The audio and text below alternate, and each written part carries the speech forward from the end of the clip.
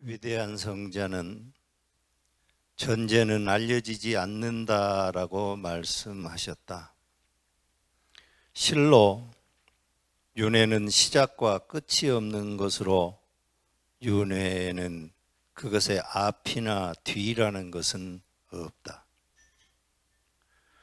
무릇 시작과 끝이 없는 것에 어떻게 중간이란 것이 있을 수 있겠는가? 그러므로 여기에는 앞과 뒤 그리고 동시라고 하는 순서는 성립하지 않는다. 만약 출생이 앞에 있고 그리고 노사가 뒤에 존재한다고 한다면 노사가 없는 생이 존재할 것이고 그것은 불사인 것이 생겨나고 말 것이다. 네, 합장 푸세요. 여러분 반갑습니다. 네, 반갑습니다. 찬민이 군 제대 무사히 잘 마쳐서 축하합니다. 박수 한번 해주세요.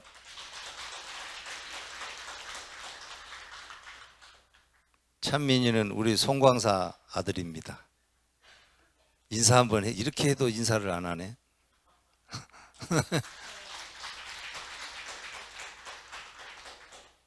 그래요. 이 이야기는 부처님께서 어느 때 제자들한테 무시무종이다. 무시.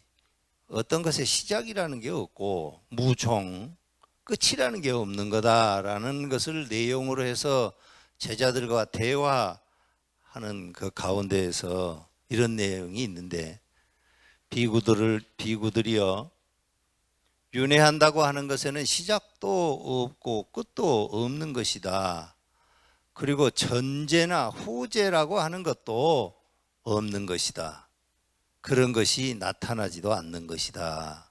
이런 말씀을 하셨는데 이 내용을 가지고 교단에서 많은 장로들이 여러 대에 걸쳐서 부처님이 열반하시고 난 후 무려 450년이나 되는 오랜 시간 동안에 이 내용을 가지고 설왕설래 말이 많았습니다. 그것에 대해서 그렇게 설왕설래하게 말이 많은 것에 대해서 부처님 열반하시고 난 후 한 450년 후에 나가라주나 용수가 윤회라고 하는 것에 대해서 부처님께서 말씀하신 그 내용을 내가 금방 읽어드린 내용으로 정리해서 남겨놓으셨습니다. 윤회에 관한 것은 불교에서는 이것이 표준이 됩니다.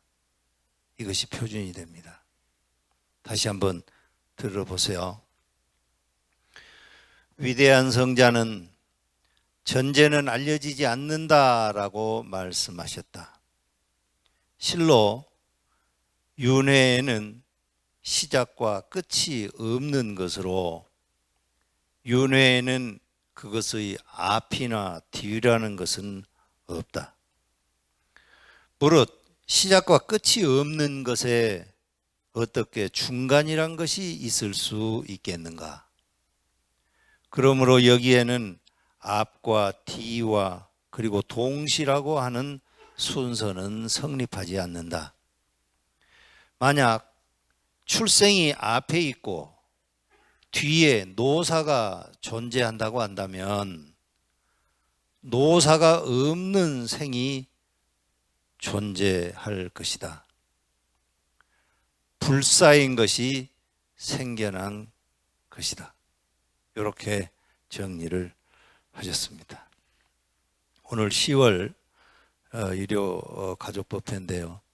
지난주가 일요가족법회가 예정이 되어 있었는데 사중에 여러 가지 일정으로 해서 일주일 미뤄서 오늘 하게 됐습니다. 많은 분들이 오셨고 특히 수원 경기 지역에 청년회에서 활동하고 있는 분들이 금산사에서 한 청년회 전국대회에 참석했다가 우리 송광사에 왔습니다. 환영합니다. 일어나서 어디에 계십니까? 네, 환영합니다. 같이 하게 돼서 일요법회를 같이 하게 돼서 참 좋은 일이다라고 생각이 듭니다.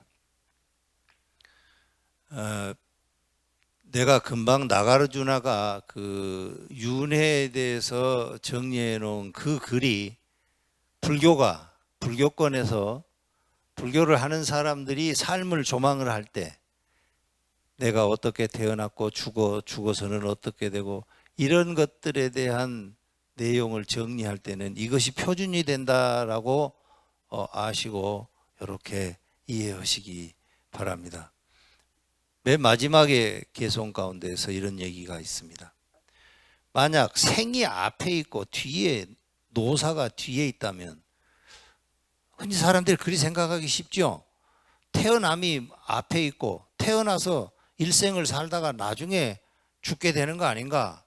그런데 결국에는 가만히 생각해 보시오. 가만히 성찰해 보세요. 어떻게 생이 앞에 있으려면은 출생이 앞에 있으려면은 출생을 하게 하는 요인이 있어야 될 거 아니에요. 그죠? 그러면 무언가는 사라졌어야 출생이 있는 거예요.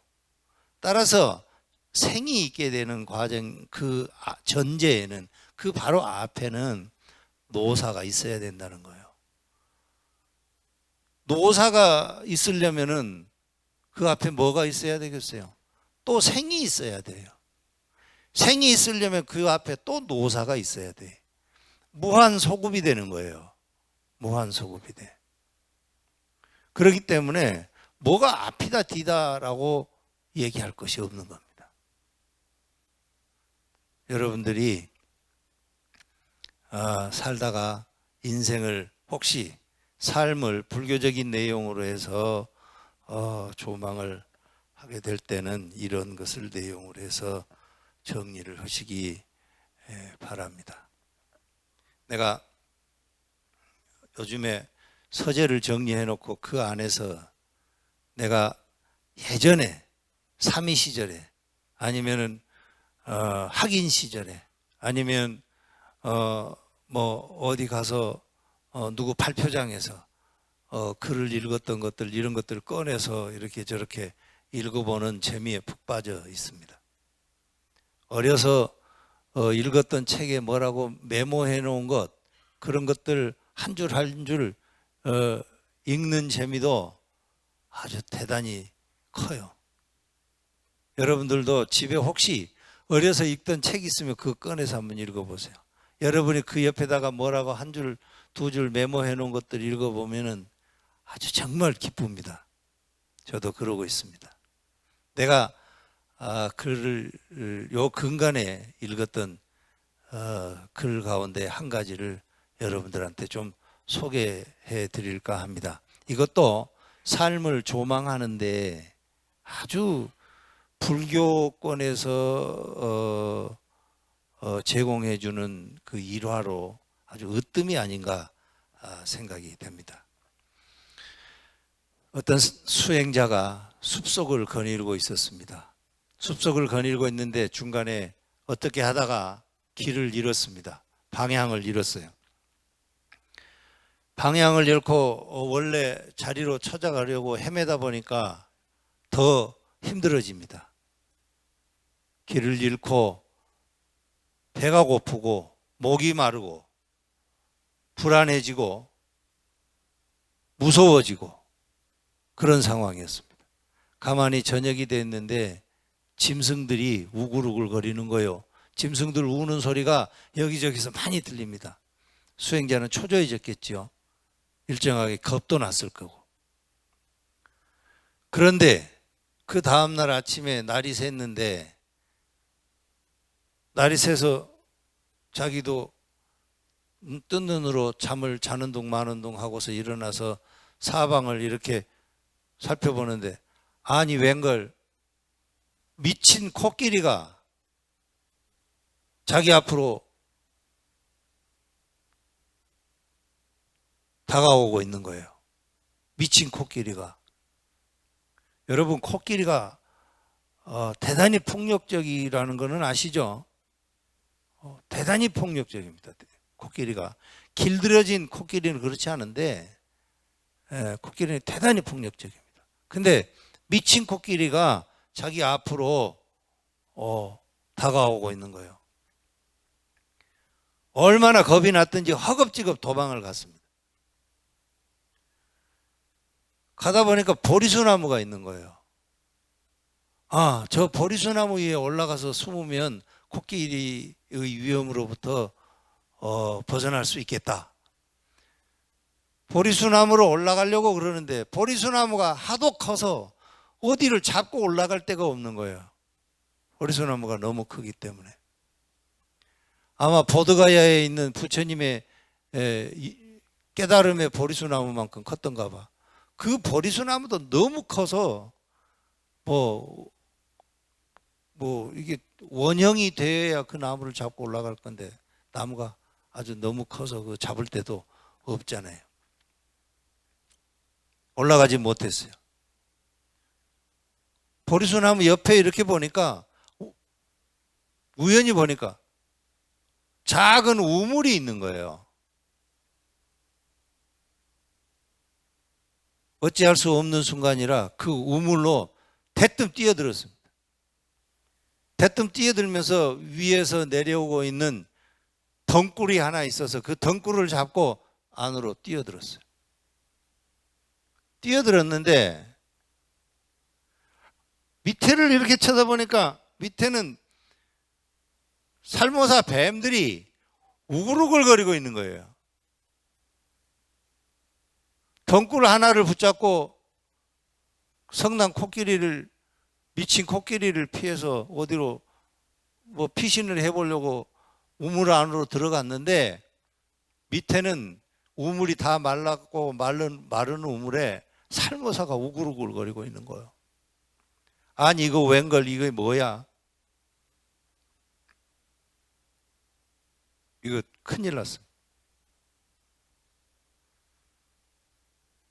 뱀들이 우글우글거리고 막 독 가득 오른 막 전갈 이런 것이 우글우글거리는 거예요.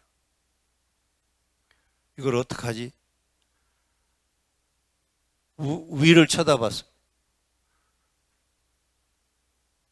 앞불사 그 덩굴을 쥐가, 흰지 검은지가 왔다 갔다 하면서 그 덩굴을 갉아먹고 있는 거예요. 어찌할 수 없는 상황인데 쥐마저 도와주질 않아.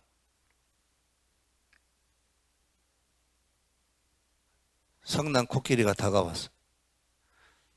성난 코끼리가 다가와서 이렇게 보니까 보리수나무가 있으니까 그 보리수나무에 가서 막 이렇게 부딪혀가지고 보리수나무를 무너뜨리는 거예요. 무너뜨렸어요. 보리수나무를 무너뜨리니까 보리수나무에 있던 벌집이 또 떨어져 가지고, 가만히 평온하게 보리수나무에 집 짓고 있던 벌들이 왕창 나와 가지고 이 수행자를 또 이리저리 다 막 쏘고 막 해서 이제 아파 죽겠는 거예요. 근데 그 찰나에 나무에서 그 꿀집 일부가 남아있던 그 나무에서 꿀이 한 방울 이마에 톡 떨어지는 거야. 그러니까 이 수행자가 지금 자기가 처해 있는 현실을 잠깐 망각하고, 아, 이 꿀이 지금 빨리 흘러내려서 내 입술로 와야 되는데 그 생각을 했다. 그래서 그 꿀을, 이마에 떨어진 그 꿀을 기다리고 있는 거예요. 이마에 떨어진 그 꿀을, 그 달콤한 꿀을 먹어보려량으로 그 꿀이 빨리 흘러내려서 자기 입술, 혀가 닿는 곳에 도달하기를 그 수행자가, 명색이 수행자라는 사람이 그걸 기다리고 있는 거예요. 기다리다 보니까 꿀이 입술 근처로 왔어요. 혀로 그거를 싹 핥아 먹었어. 한번 여러분 해보세요. 한번 해보세요. 찬민이 한번 해봐. 맛있어요? 맛있어요? 수행자가 자기가 처한 현실을 까마득히 다 잊어버렸어요. 다 잊어버려. 이마에 떨어져서 자기 입술에 닿은 달콤한 꿀에 취해서 자기가 진퇴양난의 아주 상황에 처해 있다는 것을 잠깐 망각하고 잊어버렸어요. 잊어버려. 이 이야기가 내가 요 근간에 읽은 책에 있더라고. 내가 그때도 이 글을 읽으면서, 이거는 능엄경에 있는 이야기입니다. 능엄경에 있는 이야기인데, 이 이야기는 부처님의 전생담에도 있어요. 그러니까 많이 인용됐겠죠. 여기저기에서. 능엄경에도 있는, 나는 이제 능엄경에 이 이야기가 있어서 읽었는데, 예. 내가 이 책을 읽으면서도 너무 재미있고 나에게 교훈적인 것을 시사해주는 너무 좋은 얘기여서 거기다가 당구장 마크를 몇 개 해놨어요. 내가 당구장 마크가 뭔지 아세요? 예? 여러분 책에다 당구장 마크들 많이 하죠? 당구장 마크를 여러 개 해놨더라고. 필요하니까 언제든지 읽어보고 다시 한번 활용해라고 당구장 마크를 그렇게 해놓은 거지.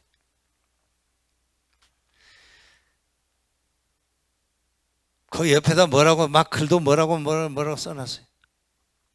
연필로 써놔가지고 다 읽을 수는 없지만 뭐라고 써놨어요. 아까 나가르주나가 윤회에 대한 이야기를 정리했다고 해서 내가 소개해드렸는데, 삶이라고 하는 것이 정말 시작도 끝도 없는 것이 삶이에요. 그죠? 시작도 끝도 없는 것 가운데서 우리가 지금 인간으로 이 땅에 와서 여기서 우리가 이렇게 살고 있는 거예요. 내 이야기에 공감하는 사람도 있고 공감하지 않은 사람도 있을 건데, 인간이라고 하는 것이, 우리가 인간으로 태어난 것이 얼마나 이게 소중하고 얼마나 감사한 일인지 여러분들 인정하셔야 됩니다. 인간으로 태어났어도 비록 온전히 정토 세계는 아니지만 그래도 이만한 대한민국에 태어난 것이 얼마나 다행한 일인지 여러분들 고마워하셔야 돼요. 고마워하셔야 돼요. 삶을 하면서 여러분들이 만약에 옆에 있는 연밭의 연으로 태어났다고 그래 봐요. 사람으로 태어나긴 태어났는데 어떻게 해서 함경북도 북천군에서 태어났다고 그래 봐. 여러분은 어떻게 되겠어요? 골치 아파지겠죠? 생각하기도 싫죠? 얼마나 고마운 일입니까? 고마운 마음 가슴속에 갖고 살아야죠. 사람이, 이거 우리가 지금 유기체잖아요. 유기체, 그죠? 유기체라는 게 뭐요? 유기체라고 하는 거는 탄소 성분을 가진 것이 어떻게 물하고 만나서 또 햇빛의 영향을 받아가지고 탄소라고 하는 것이 변형이 일어나고 그러다가 생명체가 됐다는 거 아니에요, 그죠? 변형이 일어나고 하다가 생명체가 일어났다는 거지 않습니까? 그러니까 여러분이나 나나 옆에 있는 연밭에 뭐 연이나 저기 입구에 있는 뭐 우리 삽살개나 전부 다 우리 근원은 모르겠어요. 유기체 뭐 그런 덩어리였지요. 그런 덩어리였어요. 그런 덩어리가 운 좋게 정말 변해서 이렇게 사람이라고 하는 것으로 됐잖아요. 사람이라고 하는 것으로 됐고 또 그다음 사람으로 태어났는데 그래도 살만한 땅에 또 태어났고요.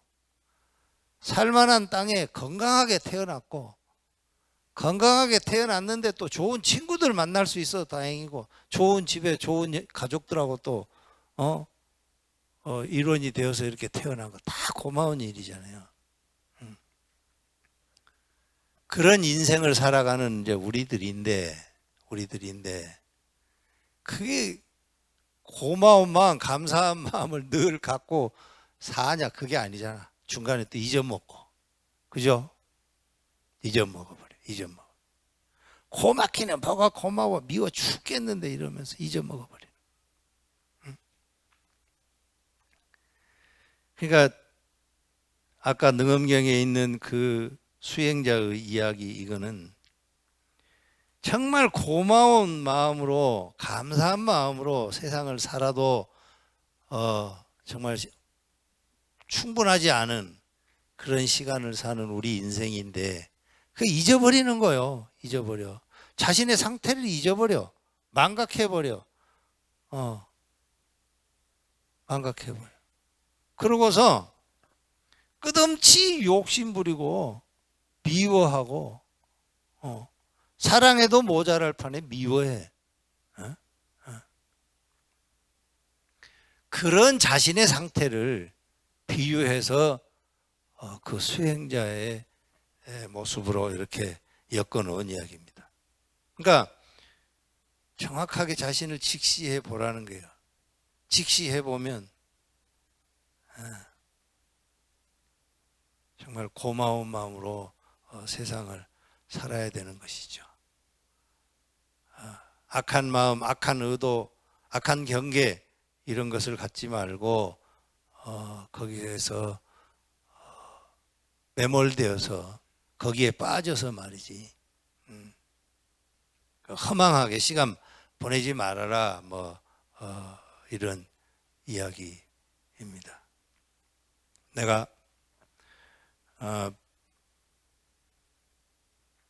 오늘 의료법회를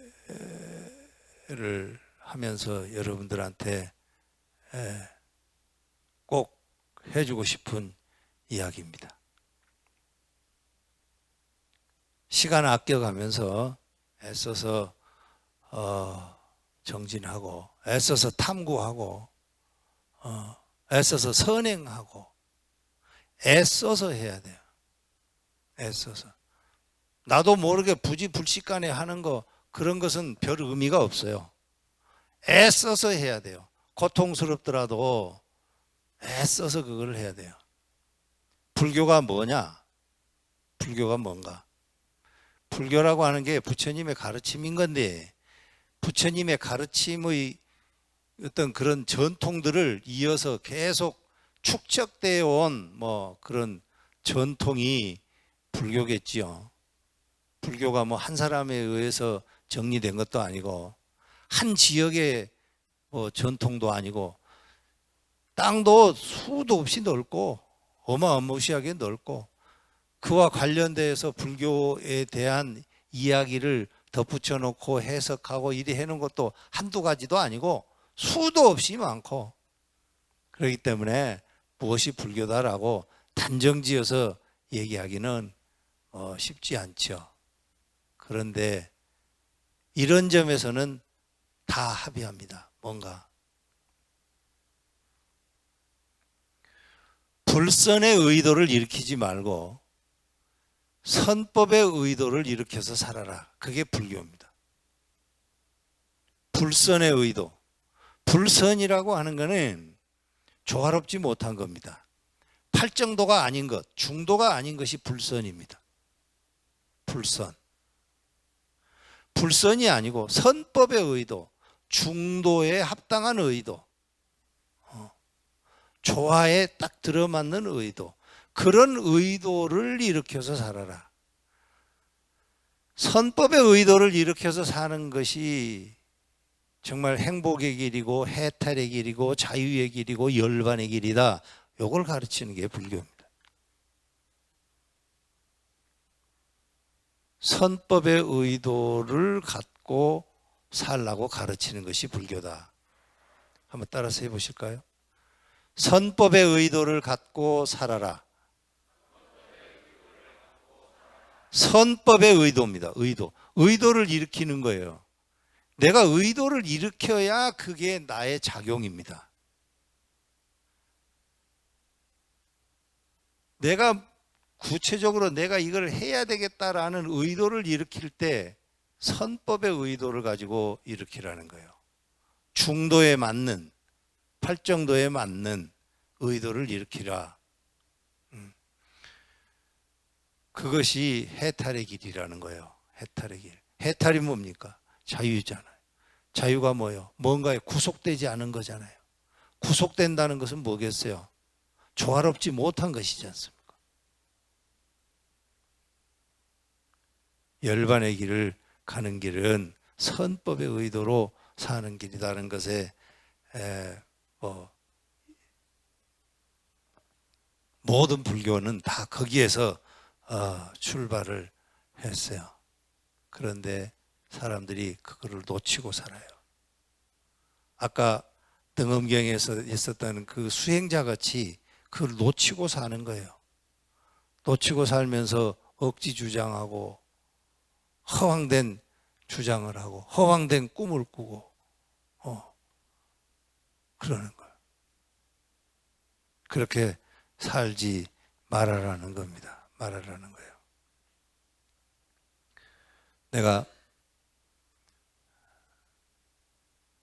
이제 조금 있으면 동안거가 되는데 내가 송광사 온 지 11년이 됐습니다. 많이 됐죠? 전라도 말로 몸서리 나게 오래 살았어요. 그죠? 근데 나는 11년 살았다는 생각이 안 들고요. 한 달 정도 산 것 같아요. 한 달. 그러니까 앞으로 10년, 11개월은 더 살아야 11년 살아요. 네? 11년 됐는데 제가 송광사 주지 2년 임기를 마치고 내가 선언 안거를 하러 가려고 준비를 했었는데 회주 스님께서 건강이 안 좋으셔서 내가 자리를 비우지 못하고 그대로 송광사에 눌러 앉았어요. 그 뒤로도 여러 차례 시도를 했는데 또 뭐 안 됐어요. 지금은 이제 회주 스님도 건강도 좋아지셨고 또 다행히 또 겨울에는 별 일이 없어요. 지금 우리 여기 회장님도 계시고 그런데 송광사에서 우리 동안거 때 하는 가장 중요한 일은 백산장학회 장학금 지급하는 일이 제일 급합니다. 어제 장학회 이사회도 해서 다 원칙도 정하고 했으니까 그대로 종무소에서 그 추진해 가면서 그대로 집행하면 되니까 그거 하나만 잘 해주시면 제가 안거 갔다 와도 큰 허물이 없을 거라고 판단을 해서 겨울에 안거를 갔다 오겠습니다. 내가 공식적으로 발표를 해드려야 될 것 같으니까 말씀드리는 거고요. 여러분들도 어리석은 그 아까 능엄경에 있던 그 수행자 같은 그런 생각 다 버리고 정말 이 세상에 내가 이렇게 태어나서 산 것이 너무나도 참 행운이고 그리고 너무나도 이게 참 다행스러운 일이고 그러니까 내가 주변에 있는 모든 것들하고 모든 사람들하고 정말 조화롭게 화합하면서 지내야 되겠고 이런 생각하면서 매 순간이 전부 다 선법의 의도로 여러분의 작용이 일어나는 그래서 여러분의 시간이 여러분의 나날이 열반의 시간이고 열반의 날들이기를 진심으로 바랍니다. 불교가 여러분들한테 그걸 가르치는 거니까 그런 시간을 보내시고 그리고 해제하면 다시 여러분들을 반갑게 건강한 모습으로 뵙기를 바랍니다. 이 정도로 마치죠.